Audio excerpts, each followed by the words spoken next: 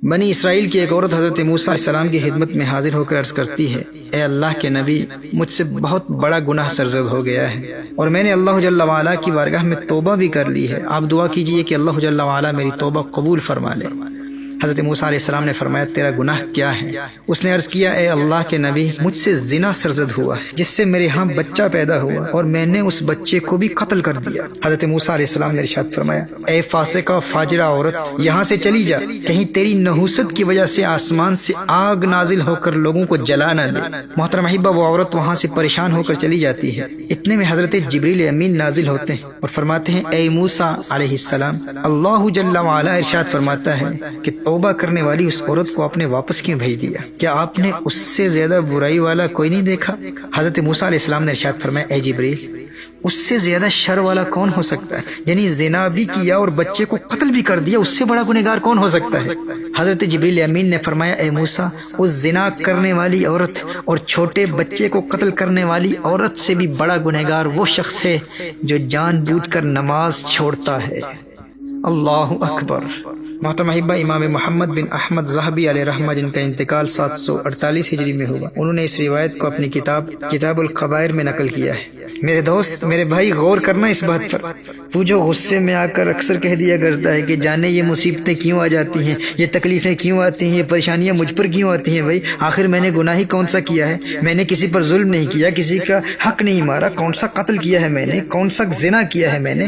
ارے نادان، تیری فجر قضا ہو گئی اور تو کہتا ہے تو نے کون سا جرم کیا ہے؟ تو نے غفلت کی وجہ سے عشاء کی نماز قضا کر دی اور پھر بھی کہتا ہے یار میں نے گناہ کون سا کیا، یہ تکلیفیں کیوں آتی ہیں، یہ مصیبتیں کیوں آتی ہیں؟ تیرا اللہ ارشاد فرما رہا ہے، اے موسیٰ، زنا کرنے والی عورت اور ایک چھوٹے بچے کو قتل کرنے والی عورت سے بڑا گنہگار آپ نے نہیں دیکھا۔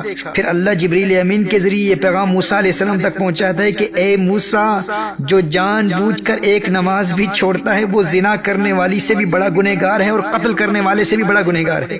امام راضی علیہ رحمہ نے میرے آقا صلی اللہ علیہ وآلہ وسلم کے دور کی ایک عورت کا بھی ایسا ہی واقعہ نقل فرمایا ہے۔ اس سے بھی یہی جرم ہوا تھا، زنا کا ارتکاب ہو گیا تھا، اس کا خامند کہیں باہر گیا ہوا تھا، اس نے زنا کیا اور جو بچہ پیدا ہوا اس بچے کو قتل کر دیا۔ نبی کریم صلی اللہ علیہ وسلم کی بارگاہ میں حاضر ہو کر عرض کرتی ہے، یا رسول اللہ صلی اللہ علیہ وسلم، اس گناہ کا کفارہ کیا ہے؟ نبی کریم صلی اللہ علیہ وسلم نے ارشاد فرمایا، چونکہ تو شادی شدہ ہے اور تو نے زنا کا ارتکاب کیا ہے، اس کی سزا رجم ہے اور قتل کی سزا، اس بچے کے قتل کی سزا قتل ہے۔ اور دیگر دنیاوی اور اخروی سزائیں بیان کرنے کے بعد میرے آقا صلی اللہ علیہ وآلہ وسلم نے ایک بڑا ہی اہم جملہ ارشاد فرمایا۔ نبی کریم صلی اللہ علیہ وآلہ وسلم نے ارشاد فرمایا کہ تو جس پریشانی کی حالت میں گھبرائی ہوئی آئی تھی، میں نے تو سمجھا تھا کہ تیری نماز عصر قضا ہو گئی ہے۔ اللہ اکبر، اللہ اکبر، یعنی ایک نماز عصر کا قضا ہو جانا قتل و زنا سے بھی بڑا جرم ہے۔